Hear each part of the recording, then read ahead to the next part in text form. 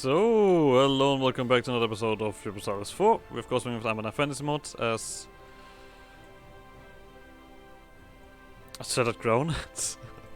Yeah, we've just ended the war with the command, and now we are cleaning up a little bit from the stuff that we have. We're also very close towards these things, to the end of this, and I actually know what happens with these things now, which is quite nice.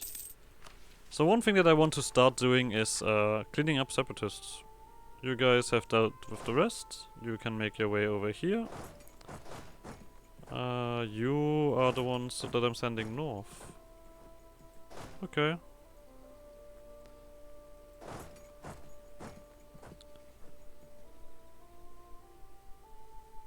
Alright. The other rebels that are coming up after Tunga.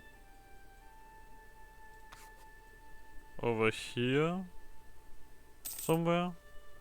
They should spawn.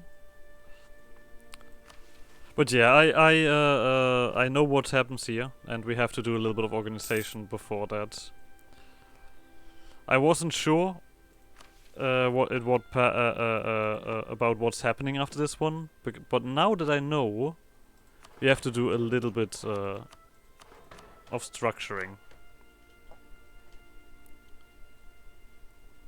But we'll get to that when it comes around.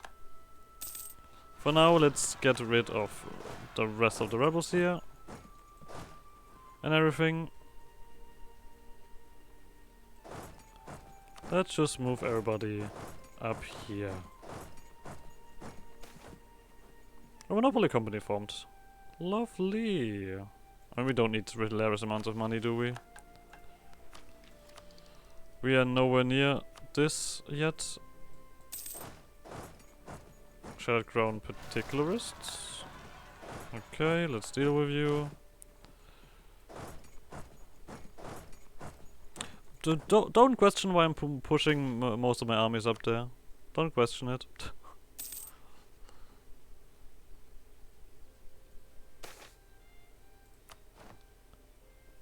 Goblin ambush. Cool. Have fun. I guess. There we go. Yeah, the thingy backfired. I know that as well. After several attempts and mates in the expedition, finally managed to activate the archway. The symbols engraved on it shine a bright blue light as the magic is concentrated and then released in a powerful pulse. As the gateway attempts to reopen its connection, however, it is unable to find a proper outlet for this power. With powerful explosions, our expeditionaries are killed instantly in the blast as the archway disintegrates. Pop. Dead. So we have these guys still. A chasm blocks the way of the expedition. A single fallen stone tree bridges the gap, but when it looks secure enough, its bark appears smooth and slippery. As expeditionaries prepare to cross, however, one notices something glimmering in the deep. They ask permission to descend down to the cliffside to investigate. As expeditionaries descend the chasm, the source of the glimmers comes into view. Several dwarven remains with several broken bones and equipment and loot by their side. They must have been part of an expedition a very long time ago. The darkness here at the bottom of the chasm is oppressive and barely dispelled by the lanterns and torches. The expeditionaries quickly take what they can from the corpses before climbing back up the sheer rock. Indeed, they do. We do have more points to spend left and right, so we'll do that.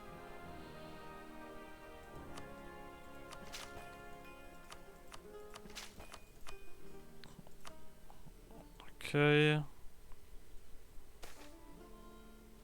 Separatist sentiment. So obsidian separatists in Krosumdir. Oh, we also need to blunder you. With that, you guys gonna go over there. And then we do have something here that is not gonna rise up. So I guess the rest of you guys can all make your way northwards. Just gather around here.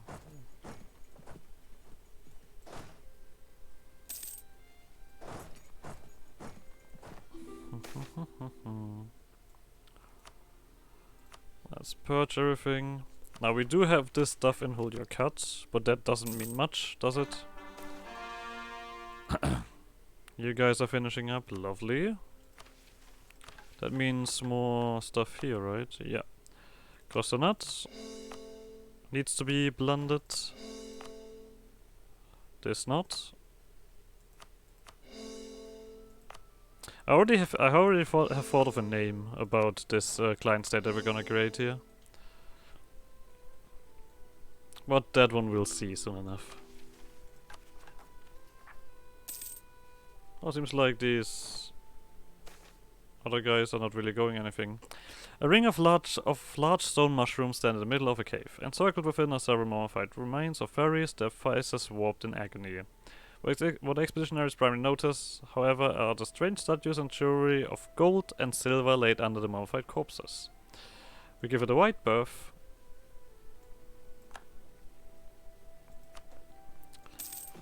Don't need to get mummified, just for some gold, if we even get it.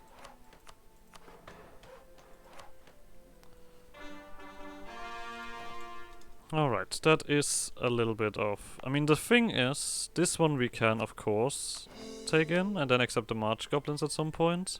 Close to nut we need to burn for the mission, so let's do that. Got some deer we can also burn, right? Yeah.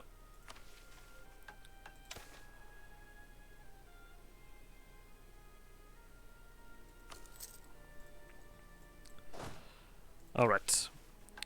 It turns out that a report about what's transpired at the bottom of Hold Your Cut has been brought to Nut shortly after our ancestors burst out of Hold Your Cut. We should try to gain access to the library either by allying wherever wanted or by fighting our way there. I already had a read through this, but I'm gonna of course do that again, just to sound my disappointment. As it feels like towards the end it's a little bit meh. And especially this one, the next thing that's gonna pop up is a little bit... Okay, it's okay, but... I think it doesn't fit whatsoever, personally. The trails end by the base of a very large stone tree. Its roots are exposed, obstructing the doorway hidden behind them. There are strange scratches on the cave floor, and the mage suggests that some spell is used to move the roots aside as a sort of security measure. If we can figure out the spell, we can access the door behind. Of course, we have some gunpowder left over. We can also just blow the roots and doorway to bits. Bomb!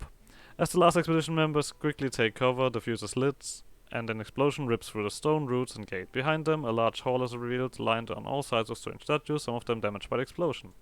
Loot! There we go. After our shamans and their assistants dug through the contents of the library for weeks, they finally found it. A report about what's transpired at Hold Your Cut. It reads, it hadn't been a week since we had heard that the elves had been beaten near Almdir. When that very army led by that wretched elf mage Tukanya sieged our Hold Your Cut, me and my men held the gates for months, but eventually they were penetrated. Me and my unit of guards laid low for a while, after which we started sabotaging the elven occupation. The inhabitants of the hold were forced by the elves to repair the gates and deface our own temples. Information from outside the hold was restricted to a maximum, but eventually us and the resistance realized the elves themselves were now under siege by a dwarven army. Our salvation was right outside the gates, they just needed to be opened. As the resistance made contact with the dwarven army outside, we planned and executed an attack together, successfully opening the northern gate and liberating the first level. The elves fled to the second level and barricaded the shaft, starting a new siege. We fought our way down Hold Your Cut's levels one by one. We knew it was only a matter of time when we retook layer 4, which was the primary source of food. When we had eventually pushed the elven invaders down into the 7th layer, we readied ourselves for a final battle. As the elite dwarves in the front broke through the defenses and started flooding the temple layer, me and my men followed as well. We saw initial successes, but as we established a foothold on the layer, a huge surge of magic could be felt through the air, followed by shouts of pure rage. We thought it was a counterattack from the elves, but what came out of the alleyway ways weren't elves, but an endless horde of what the men have taken to calling orcs. They burst out of the temples and alleys, some naked without weapon, others with weapons of dwarven or elven make. They just kept pouring out. It all happened so fast, even the strongest dwarves could not withstand such a wave of muscle and steel. When me and my men saw the hold was lost, we stopped looking and started running, fled back up to first floor, those horrific beasts in pursuit.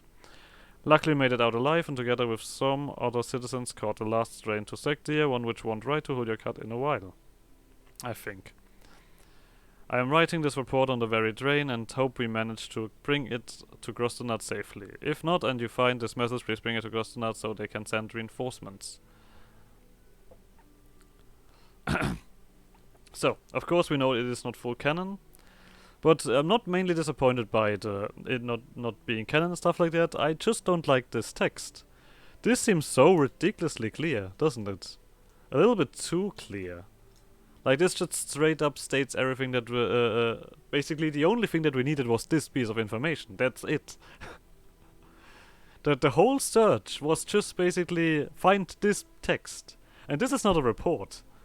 Nobody writes a report like that. That has nothing to do with militaristic stating.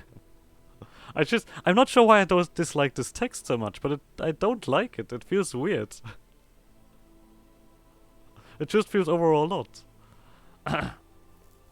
But either way, mystery of the past become ever clearer. We could do the last step yet here, but we are gonna wait for that. Oh, there we go. The hallway stretches out at a good distance, with several doorways leading out into other caves. It is unclear who built this hallway and why, but it appears to serve as a connecting point between a great many caverns that stretch throughout the roots of the ancient part of this ancient part of the deep woods. It will take a long time to explore all of this, but for now we can congratulate ourselves and job well done. Let's repay the boys and put them onto the next stage, which we already know is right over here. Because I remembered that there is another special thingy here. Isn't that nice? Alright, let's just do morale. Let's do it twice. And we repair the supplies, do that full, and then we're just gonna throw the army in. Let's go. I already feel a little bit roughed up on the throat side of things. Okay, we have the Obsidian Separatists. Let's quickly tell those to pop. And kill him. You guys can already move. Okay, you cannot stand here. Oh, we're burning down Anadvir. Oh no, Anadvir is getting dug. Okay.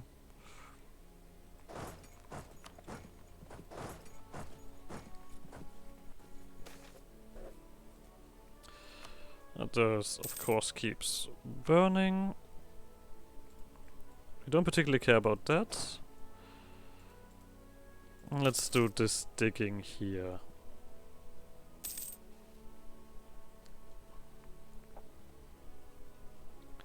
What is expedition? We're not digging anything really.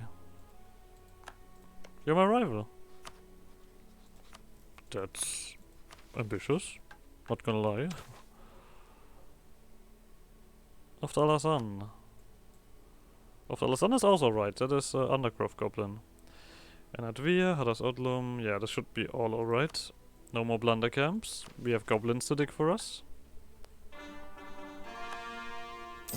Let's get this expedition. The debate failed. Boo-hoo. I guess we're not even getting one started.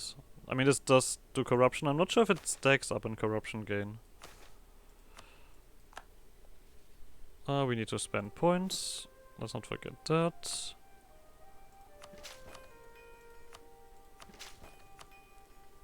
Same thing here.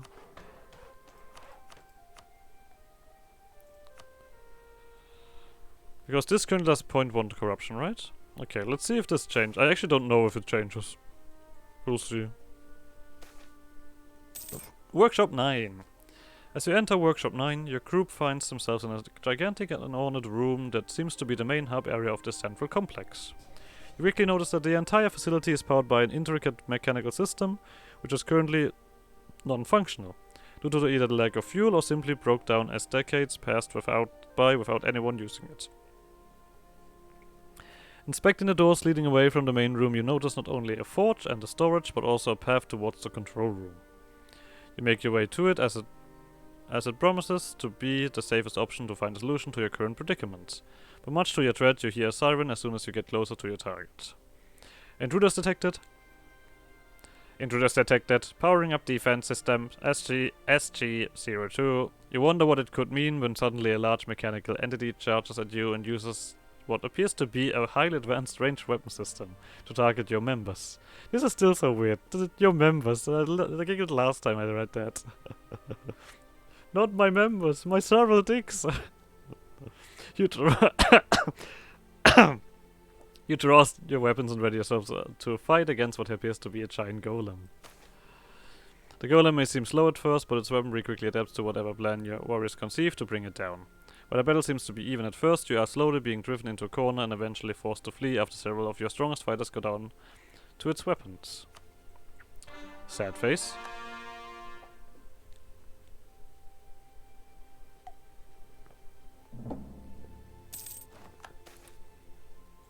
So, Auftrag Sat is now done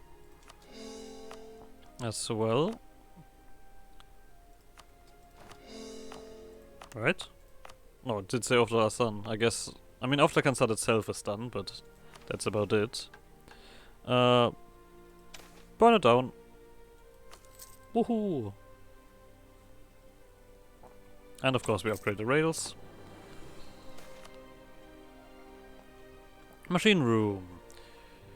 Your group follows a winding path that leads to a large machine room, at least according to the sign above the entrance. You take a gander inside and find several rows of complex machinery humming in a barely lit hall, as well as huge metal apparatus in the back, lined by several rows of round objects. You briefly wonder why the machines do not seem to work, even though the dim light and noise indicates a certain activity, when you notice pulsating masses of what appears to be wind and electricity approaching you from the corners of the room. Several elementals seem to have made home in this room, however, sucking out the power of the system to nourish themselves. Alright, fight them. The elementals are tough enemies to fight as their magic-infused bodies don't allow for attacks to penetrate them. Nevertheless, your group's experience prevails and you can take out the creatures with only slight casualties. Alright. A little bit of murder, you know? Just a murder.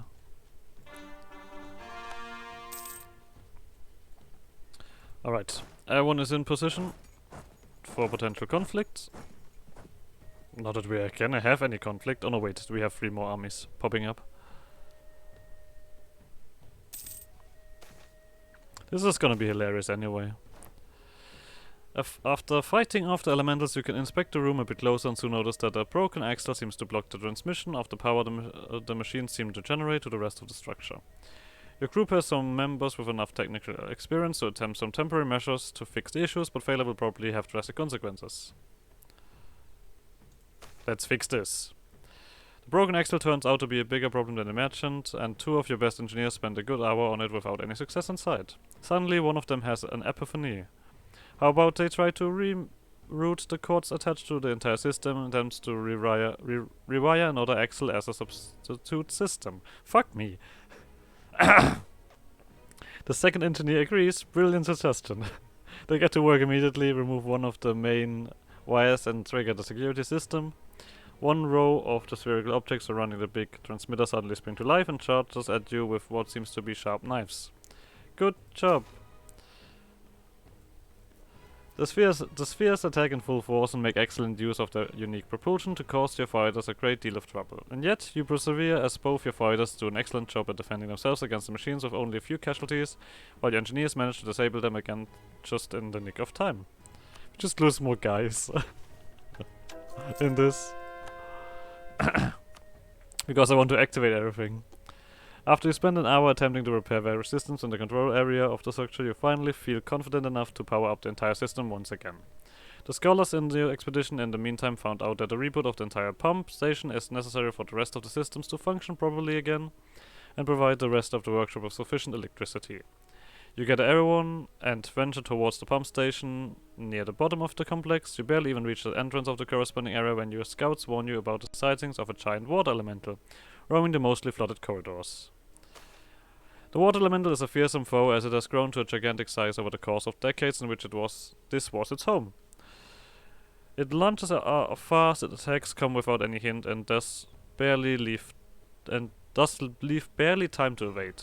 You lose many men but manage to parry most of its devastating attacks, eventually driving it into a corner.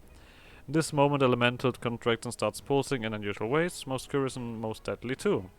It can only be described as a steam explosion. The creature lets loose a grand last attack, which kills half a dozen men instantly, gravely wounds another dozen, and decimates parts of the station entirely.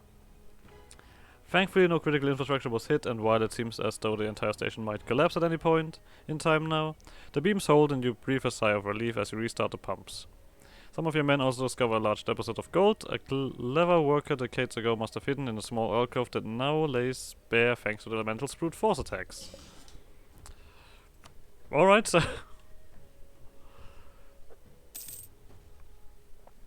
his noble jihad didn't work. After the pump has been restarted, it is finally time to do so with the rest of the systems powering the workshop. You hurry back to the control room and the technical specialists in your group start procedure immediately. It takes a few minutes, but as soon as you start hearing rumbling noises from the directions of the machine room as well as the boiler room, the men you had taken up post near the pump and the other important parts of the system start reporting no malfunctions either. You have successfully restored full functionality to the workshop. Finally, you can start exploring the parts in the main room you were previously cut off from. Cool. That's an upgrading. Click. Just doing more goods produced and reduces the cost of the great projects. But let's go for another expedition. This time I want to take a look if... Yes, that's what I wanted to see. You run all the way up here. Orcs Breach. Copper but long. Okay. No reason why I'm doing this up there. Okay, but it seems like the last few members arrive, so we can get this started. The last conclave. It is time for the last conclave. For our shamans to discuss all the facts we have unearthed, to conclude this chapter of the Dokkan search, to discuss what happened 7,500 years ago in that cell, to discuss the fate of Dokkan and the fate of our realm. The shamans of the realm have gathered one last time to discuss the facts, visions, stories, rumors, relics, prophecies, the Dokkan search, the Dwarven war and collapse, and that holy battlefield. They all agree on certain parts. 7,500 years ago, the dwarves were waging a fierce war against a faction of elves who almost captured the dwarven capital in Almdir, but were pushed back and one of their mage generals, Dukanyel, and his armies retreated to Holyakhat. They held the hold for what could have been years, their armies slowly suffering due to rebellions of the dwarves inside, being sieged from the tunnels and elves fleeing into Bulvar. Eventually the gates fell and Dukanyel and his regiments retreated deeper into the hold. This process continued until they were crammed into 7th level of Holyakhat, having lost their access to the farms on the 4th. Dukanyel began preparing a spell which can be seen in the temple. From that level, orcs have either spawned or erupted in large numbers and overtaken the hold. That is where the opinions begin to differ. As days of arguing drew into weeks, they still cannot decide if Dokkan spawned them, they dug in, they were teleported in, or they were already part of Dukanyel's army. The Brown Orc Shamans have perhaps the most divergent belief. They claim that the elf mage general Dukanyel is in fact Dokkan, and he cast a spell to create the orcs, ascending to godhood right in the temple. They cite their similar names, the fact that orcs have no history prior to this hold's level, and the fact that they have been calling him Dukanyel all this time is insurable evidence of these facts. They differ on the opinion whether Dokkan is still alive or whether the magic in the air is all of him that's left. As the weeks go by, more and more clan shamans join their side, until the realm is split in two. Those who accept the notion that Dukanyel is in fact Dokkan, an elf-turned god who has since abandoned the orcs but has blessed them with life and purpose. And those who reject that notion, Dokkan was not an elf but a god. Dukanyel may have been his avatar, assuming the shape of an elf and using elves to create a homeland free of dwarves for the orcs, spawning the orcish race in from this hold. He was however captured by dwarven gods, and orcs must free him by killing dwarves and desecrating their temples until their gods are dead and Dokkan is freed. The two factions fail to reconcile their differences, and the conclave ends without conclusion. A feeling of uneasiness falls over Emperor Ardo IV, who now sees the shamans beginning to divide the realm, instead of unifying it. As the conclave comes to a close, shamans from both factions start bothering Emperor Ardul IV about changes that need to be made to the Tugund Orders. Stop it!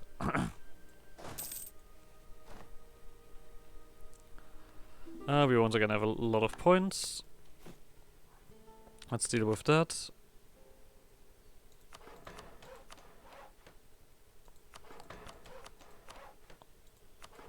So. My voice is already dying. Yeah, the shamans of the north. The Arkan Kash are those who still follow Dokkan as the living god of all orcs. They are congregating in Hulyakat. And the shamans who believe otherwise are being pushed out of the region, forced north. This is where they've started spreading their message. Dokkan was the elven war wizard turned general. Orcs were mere tools in his war on the dwarves. Worshipping him is futile. It's a difficult pill to swallow for many, but due to the shamans having such an incredible sway over their communities, it happens regardless. This I also don't like. This is just like, this seems a little bit drastic. Like, oh, this whole thingy, like the split that's gonna happen, is, I think, far too drastic to happen that quickly. But well, a new faith is forming in the north. They call Bulgur or the Sun, which mean tales of wise men in Orcish. Songs on Dokkan, which have been sung by shamans for thousands of years, are now being replaced by well-known legends of local heroes in ancient events. The heretics of the north now solely worship their ancestors and reject Dokkan, whilst the Ka and Kash shaman faction in the south reinforces the existing old Dokkan faith with their newfound theories. So basically, we have now the faith here spawning and popping up in places. We'll see it better soon enough. But you now also understand why I pushed all of my armies up here. As more and more communities in the north embrace the new teaching of Bulgur or the Sun, conflicts begin to rise in the north. As holds are far too large to have only a single shaman, hundreds of shamans have all been proselytizing in their respective holds.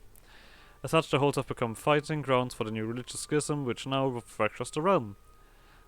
As rhetoric becomes more toxic, violence is brought to the streets, temples are desecrated, shamans murdered, and families get forced to swear off the opposing faith by local militias. In various holds, the Bulgur or the San community is now larger than the old Dokkan 1, as threats of violence force them to accept the new doctrine and militia remove statues and scriptures which decipher or discuss Dokkan.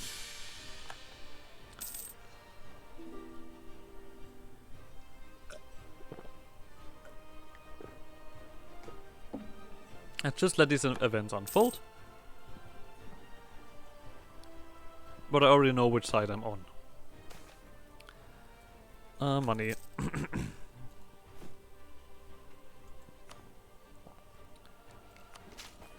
Let's also do that.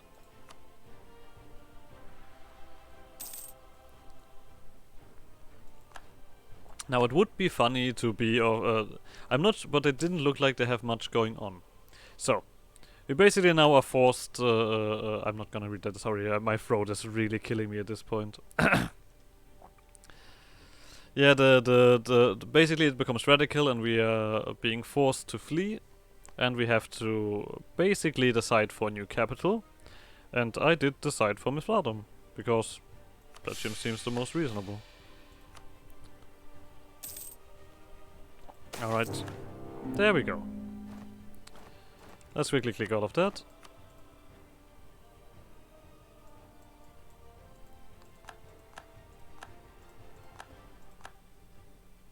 So, the ram shatters, and it shatters very unevenly, in my opinion.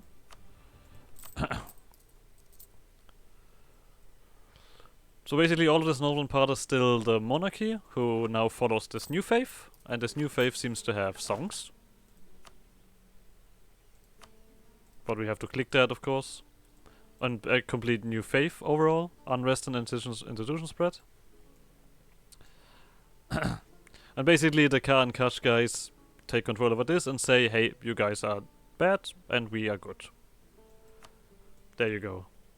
So, none of the fierce resistance against the dwarven adventurers and while many black orcs control. Okay, so we have basically songs now, which seems also very odd.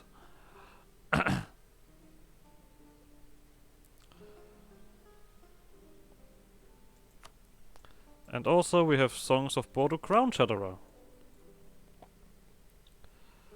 And he was the one who basically, he was our former leader. What do these songs do? I mean, they just give bonuses. Okay, this... Like, look at this. Like, look at this. 25% fort defense. Or 10% co-creation cost and expand administration reduction. Yeah, I think I have made my decision here. We now have a new capital that we could dig on. Let's go. I don't have anything else to do. Let's see. The thing is, with the armies, you do get the armies that are in that right territory. And basically I still had all my armies around here, so I was forced to place these guys. But they're basically just a bureaucracy with a fairly shit government form. Ankash Council.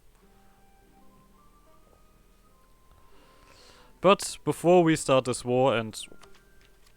Cool. And deal with this, we're gonna end the episode here. And do this next time. But this should be a fairly smooth war. We can also basically reconsolidate all of this in one war. Obviously. Like these separation wars are very simple on that. We are technically very much over our force limit. But I'm not quite willing to really care about that. I'm actually gonna tell everybody to move towards Holt. We need to take the capital, obviously. So everyone who can go towards the Holt is going towards the Holt. I think we are... Okay, you can go here. This one as well. Okay, these ones are locked off. So we're gonna go here, and you guys, the rest then starts to move all around here. But like always, like, subscribe, motion, and I guess I'll see you guys next episode. Bye!